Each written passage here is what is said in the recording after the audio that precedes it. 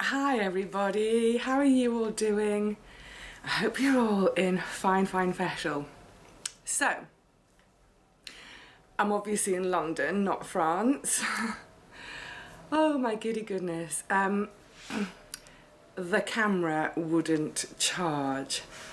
I'm so gutted. There was so much I wanted to show you guys, but no, this new camera wouldn't charge. There's obviously some kind of issue. And actually, just before, I've got my tickle again, excuse me.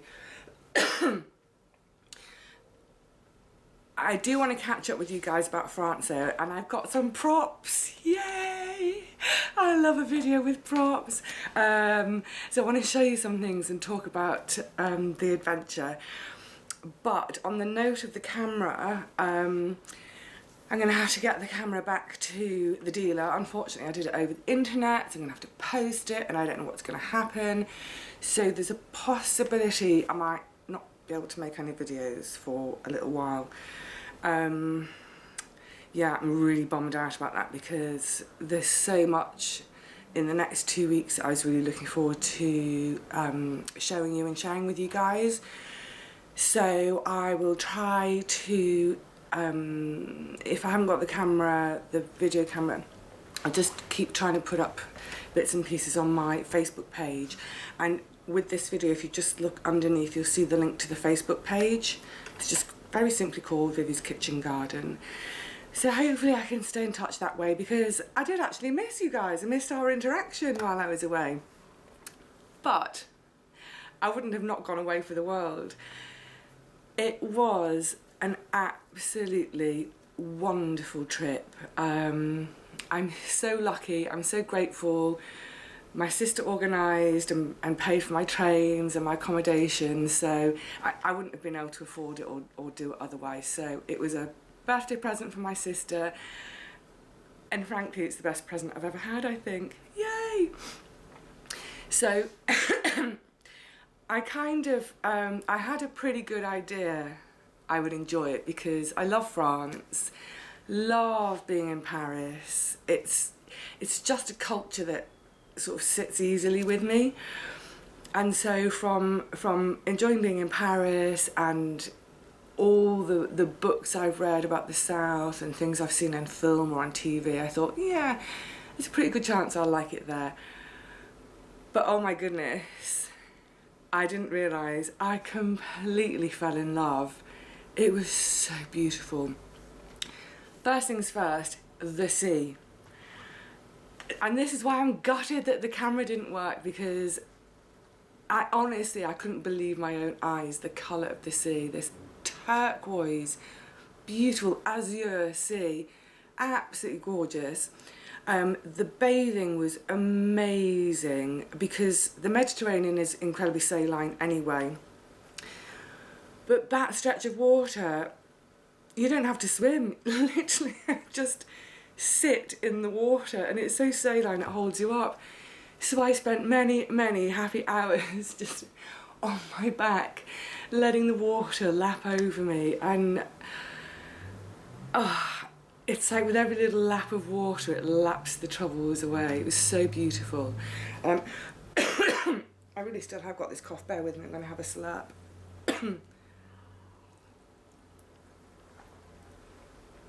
As I intonated in, or said in the first video, what's lovely about travelling by train is as you're travelling you see the countryside change, and so we left the more sort of dairy and arable fields of the north, and as we went south we were seeing the sunflower fields, the lavender fields, the trees change. We go from that sort of deciduous woodland in the north, and the further south we get pine trees, the cypress trees, the resinous trees, those trees that smell beautiful in the heat of the sun.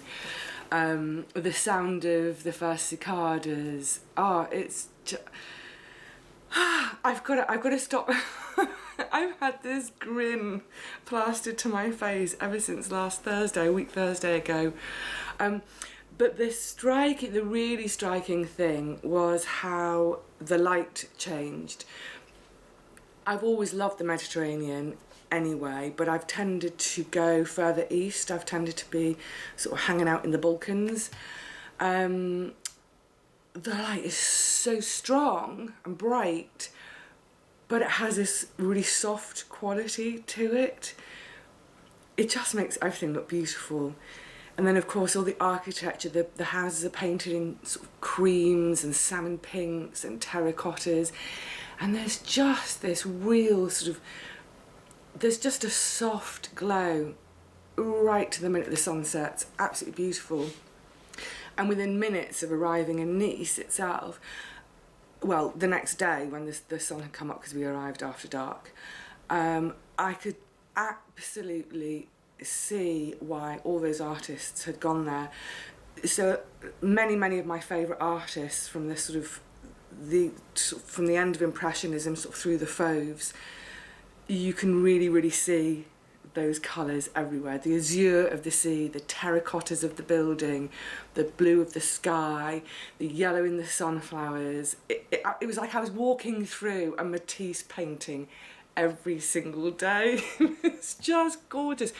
And actually, there is a small museum to Matisse in Nice. It's high up on the hills. There aren't many works there, which was a bit disappointing, but the ones that are there, absolutely beautiful, and his house itself, stunning. So if you're ever in Nice, go and visit Matisse. Matisse in Nice. That was wonderful. We also went, which I think everybody has to when you're in that area, we went to one of the perfumeries at Grasse. So Grasse is a bit further inland and it's high up on the hills. So it's a beautiful sort of narrow alleys, little winding alleys where sometimes you're in shadow, sometimes bright sunshine, and always there's a sort of a semi-vista of a corner disappearing that just begs for you to walk down these alleys and explore. Really lovely. So we went to a perfumery just right on the edge of town. I mean, it was just a really great experience to learn, you know, the process of the perfume making. What delighted me was that about 40 years ago they gave up some practices which weren't vegetarian. The new practices, they didn't do it because they care about animals, they did it because it's cheaper and quicker with the new ways, but of course that meant that I could have a nice sniff because it's all veggie. Beautiful to see all the old vats or the old copper vats. They've changed to sort of plastic and aluminium now, but lovely to just be there where it's done, hear all about it. Actually, we had a tour, but it was in French, and let's see, I think it was day 2 of our little jaunt. And although a lot of my French was coming back and I was able to communicate on a sort of basic level, when we had the tour in the perfumery, my brain was going overtime trying to translate, and I was thinking, is that 3,000 bottles or 3 million bottles? What did she just say?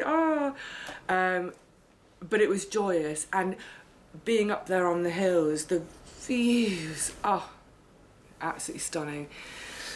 So if you're in that region, you've got to check out the perfumeries. I don't tend to wear perfume myself, but we did pick up a lovely little run of samples to give to our mum for her birthday, because it's her birthday shortly too.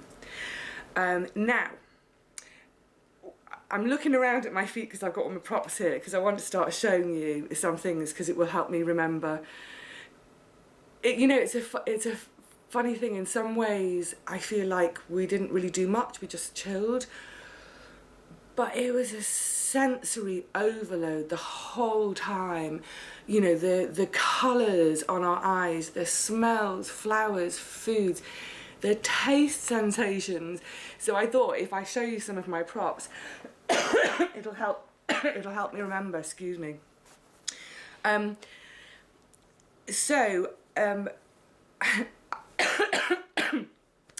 I've got a complete lot of cliches here, but they're cliches for a reason, because they're good and they've stood the test of time. So one of the things I was really keen to get my hands on was some fabric. To make things for myself, to maybe make some of the bunting that I'm hoping to sell later on in the year. We hunted high and low for sort of about 3 days.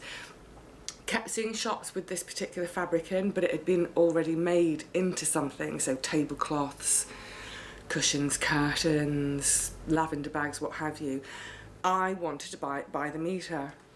Anyway, eventually we found a shop run by a lovely lady called Marie-Claire, and I think she could see how giddy both me and my sister were. She just let us run amok. It was the most chaotic shop ever, tiny little shop. There was a bit of rummaging had to go on, but eventually I found what I wanted to. So there's a design, it's referred to as Indienne. I'm just going to try and arrange these so you can see. There's Indienne, it's very bright. Let me just see, I'm going to look in there's it. See that? But this sort of red, yellow, blue is so typical of the region. It's everywhere you go, like I say, tablecloths, but even if you see on the local trains there, the escutcheon, the shield for the region of Provence has all 3 colours in. I'm going to show you some oil in a minute that's got these 3 colours. So if you go there, if you didn't know about these colours beforehand, you certainly would within a couple of days. You will see them everywhere. What I love is they're so bright. I'm just going to show you those again. They're so bright. They can really kind of hold up to that brightness of light down in Provencal. So now I'm thinking I am going to be doing some bunting from these. It's going to be bright, but I think on the small scale of bunting it will work in a British summer, or maybe an American summer, or a Canadian summer, or somewhere else where you have nice bright light. I can't wait to start sewing. And then I've bought 2 which are also very typical, but a little bit more gentle on the eye. It's this one, and then this one. And then these will be for things more like perhaps some little cushions, maybe some lavender bags, that sort of thing. Because I also brought lavender home, masses and masses of lavender. And you might think that's crazy because, oh my goodness, we can get lavender in the UK. But come on guys, it was lavender from Provence. While in Provence you have to have lavender. Oh, I love it all. Ooh. Now, just looking down here, for my actual my birthday itself, it was such a lovely day. I knew that my sister had planned something for us, but I didn't quite know what. We had a bicycle ride to a vineyard. Sounds idyllic, doesn't it?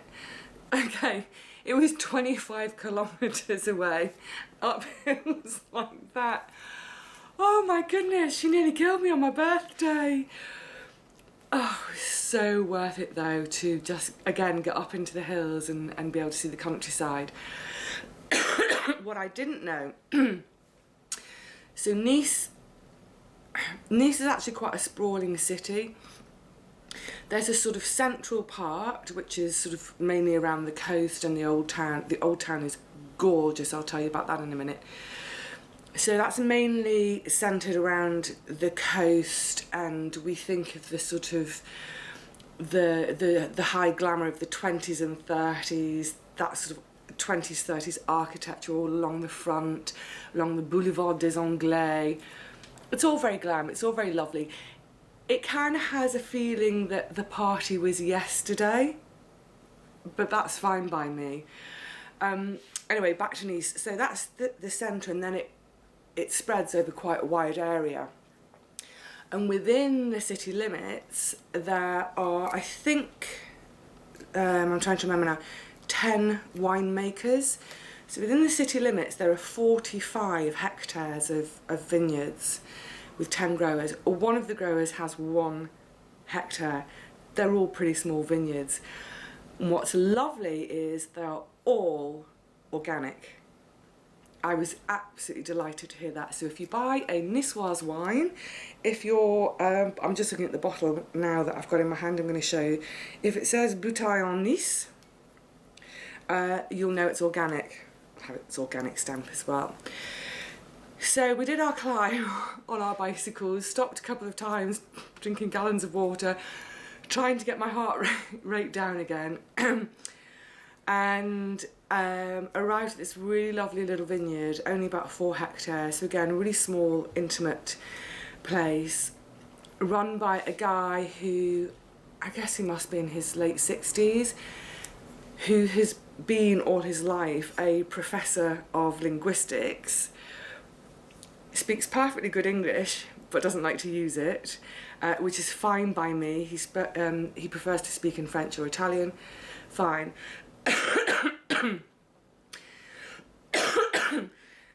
So we had our little tour of the processes in French, but it was great because by then we'd been in France for about 4 or 5 days and the French had come flooding back. It was so lovely to be able to understand him. But what was even lovelier was we sat down at a table under a fig tree to have our little lunch, our little picnic lunch we'd taken with us. Chickens were scratching around our feet, clucking away. And I was actually able to have some really lovely chats and conversations with the wine grower. So I'm not really much of a wine drinker. And I think probably normally all the questions are about the wine, the wine, the wine. I was asking him about the soil and the plants and the growing and his farming, basically. It was really lovely, and through conversation I told him about my little garden and what I'm trying to do this year. We had conversations about fertilising. He doesn't use urine. He laughed at me and he gestured and said if I could make enough urine I'd be welcome to fertilise his vineyard. Yeah, that was cute. So just asking him things like, you know, after the harvest, how do they cut the vines back? What do they do? How do they cope with weeds? That sort of thing. And what was really interesting is part of their being organic, they're not allowed to irrigate. So no rain equals no water. They don't have a well on their hill, so they just have to wait for rain. He said that he thinks they're going to have 2 days of rain in August. I don't know how he knows these things, but yeah, I was astonished. But of course, these are quite old vines, they're established vines, so their roots do go down a long, long way. He said there comes a point where without the rain, the intensity of flavour in the grape will be amazing, but if it goes on too long, then of course it will shrivel. So it's really finely balanced. Anyway, a huge, huge respect for him.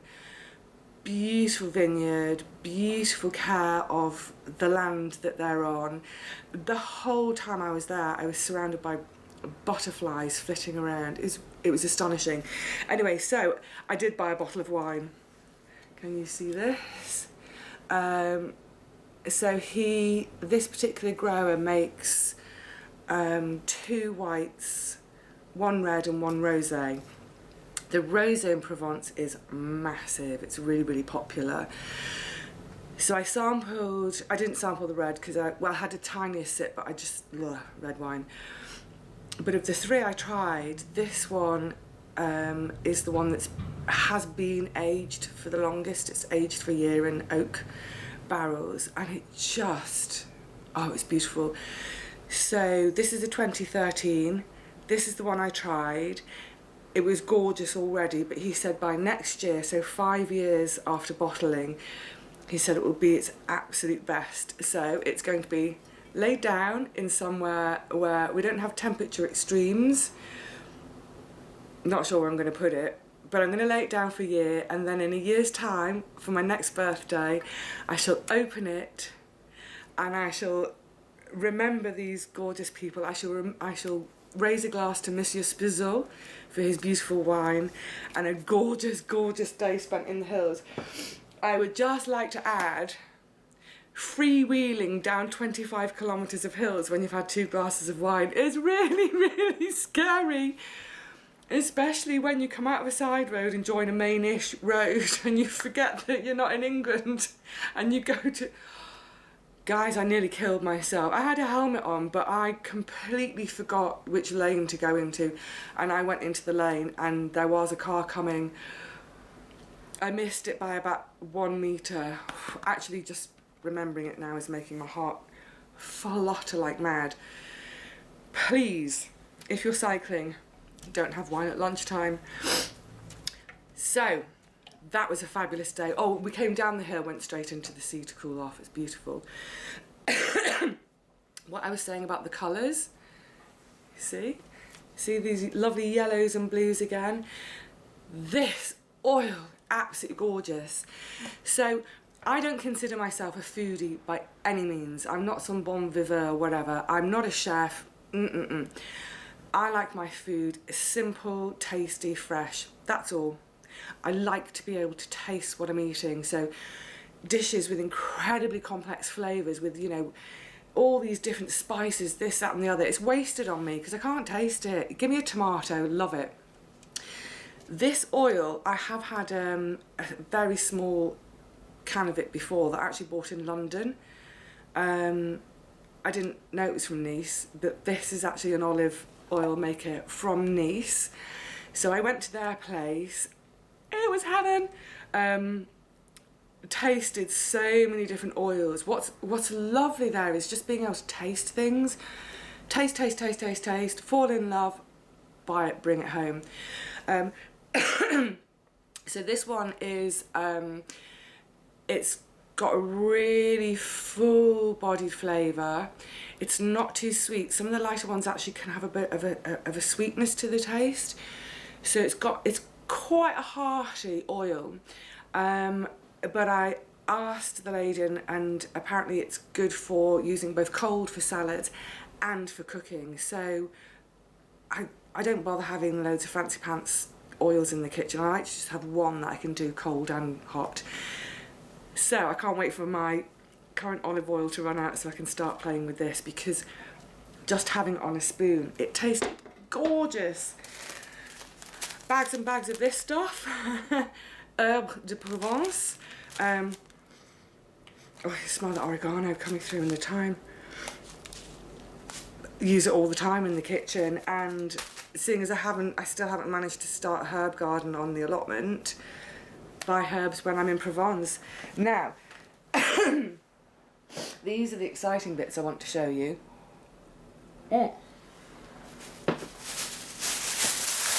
So, I looked high and low for seed. As we were out and about, I kept sort of nosing over fences into gardens, but actually within the city I didn't really see any vegetable gardens. Coming in from the outskirts, there were actually a couple of allotments, but where we were, I just didn't see anyone with a vegetable garden, so there was no one for me to chat up and say, please may I, please may I. I found someone who was selling seed, but it was just seed I can get here, as in it was a company that sell in the UK, that you see everywhere in the UK. So I thought, well, that's not really special, is it? I wanted to find something special. So then it occurred to me, they have a wonderful flower and veg market, Tuesdays to Sundays in Nice. So every day, in the morning till the early afternoon, every day except Monday. Monday it becomes a flea market. Brilliant fun. Found the most gorgeous toile de joie, 2 meters of toile de joie, which was perfect until I saw the price tag.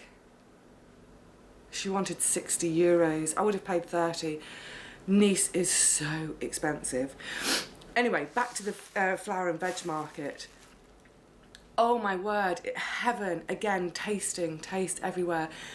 There were herb sellers selling fresh herbs, herb sellers selling all manner of dried herbs, spice sellers, fresh cardamom, oh gorgeous, honey merchants there, olive merchants, of course all the different fruits and veg. There was a man who had a massive store of candied, jellied fruits. Oh my, it's just heaven. Just literally go to the flower and veg market. Don't eat lunch, just go to the market and taste. Wonderful. So, I have brought back with me, I hope the scale shows, look at the size of that garlic. Look at it, it's massive. So I bought a couple and I'm hoping, I have to store them really carefully, I'm hoping that I can store these till October and then use them, break them down to their cloves and plant them in my garden. So I asked the vendor what she calls them, very basically translated, she just said it's purple garlic. So I was saying yes, but does it have a name? So I started, you know, referring to other things and she said no, it's just violet, simply violet. So I have some violet garlic. Gorgeous, massive, can't wait to give those a go. This is what I'm really excited about. So, rattle. Wandering through the market, most of the stores are, you know, pile high. There's the tomatoes, there's the agricola, there's your courgettes with their flowers on, so you can have their flowers too. Then I saw a stall that was a bit different to everyone else. It was almost like a work of art. Lots of individual tomatoes all over the table, and I saw it straight away as like, they are different, they're old varieties, goodness knows what they are. So I approached the table and started handling the veg, sniffing things, and got chatting to the stall holder. So the first thing we were talking about was, yeah, he gardens organically. He was telling me, you know, very, very proud about all his heritage tomatoes. So I sort of cut into him a little bit and I explained what I grow and that I'm, you know, a huge fan of some of these old varieties or finding unusual things and growing my own and saving seed to share. He absolutely loved that. So I've come away with a tomato, and he knew straight away why I wanted it. And he said to me, "You're going to take that home, you're not going to eat it, are you? You're going to get the seeds out of it and grow your own next year." And I was like, that's exactly what I intend to do. I might try and get some of the flesh off, because let's face it, if it tastes horrible, how could a tomato taste horrible? Anyway, this gorgeous, I'm just looking to see, this gorgeous little chap is called Rose de Berne. Pink of Berne?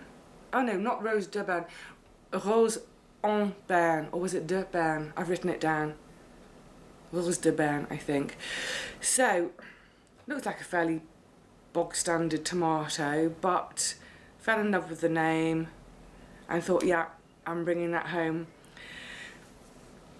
Getting it home was a bit of a palaver.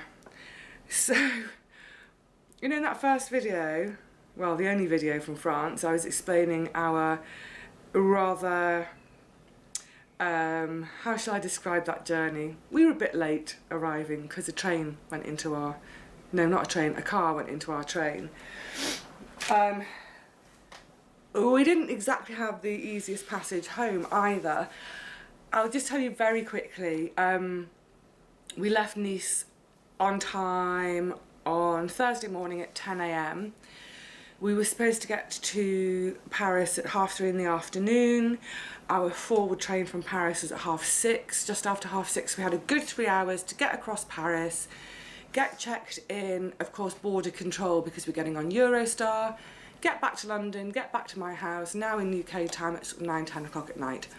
About 12 hours, yay! We nearly didn't make it at all. So the first part of the train journey from Nice up to sort of either Aix-en-Provence or Avignon is quite twisty and windy around the coast. So even though you're on a TGV, which is their high-speed train, you don't go at high speeds. Even before we'd left Provence, we were running half an hour late. But we thought, well, that's fine. Now we've hit the main sort of through bit for the TGV. We'll whiz now at, you know, 5 million kilometres an hour.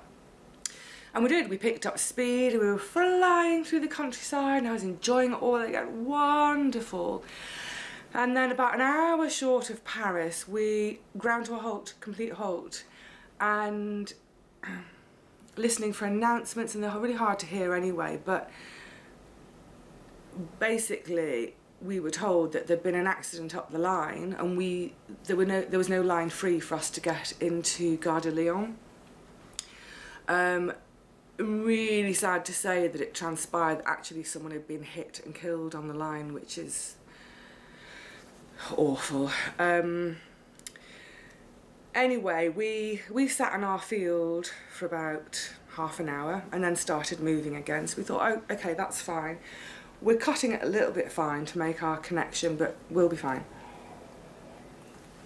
And then I would say about 15 minutes outside of Paris, we stopped again and we didn't move. Oy vey. We did eventually move. We got to Gare de Lyon. We had 40 minutes to get across Paris and get through border control. We thought there's no way we're going to do it. Jumped off the TGV into Gare de Lyon, but of course all the local lines were disrupted as well. So all the workers in Paris who wanted to commute out of Paris after their day's work, this station was chaos. It was just a sea of bodies, boiling hot. My sister and I have really heavy bags. You know, we're carrying litres of oil and wine and absolutely bags weighing a ton. We've got to get down a couple of floors into the sort of the metro to get our metro up to Gare du Nord. Ticket machines with queues. Oh my goodness, oh my goodness. Long story short, we got to Gare du Nord, we got to passport control. My sister was a genius because she was just shouting, not shouting angry, but sort of saying ahead to people, what time's your train? And people were queuing for a train an hour later and we were saying, well, ours is in 10 minutes, can we jump the queue? So we jumped all the queues for passport control, for baggage checks. They have biometric checks in Paris where you put your passport in and it reads your face. It wouldn't read my sister's face. I was going, get your glasses off. So she pulled her glasses up and it could read her face. Running, which platform? Ah! We made it to our train with 2 minutes to spare. We literally sat in our seats on the train and the doors closed. Anyway, we made it home in one piece. My sister absolutely loved Nice, but she, in terms of trains, she said, never again, she'll fly. I completely get that, you know, done and dusted in a couple of hours.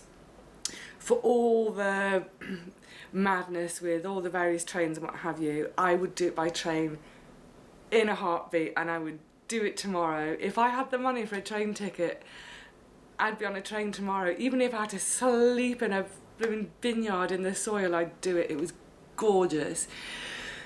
So I've come back feeling a bit like I've had a holiday romance. I've been in love and it's been wonderful.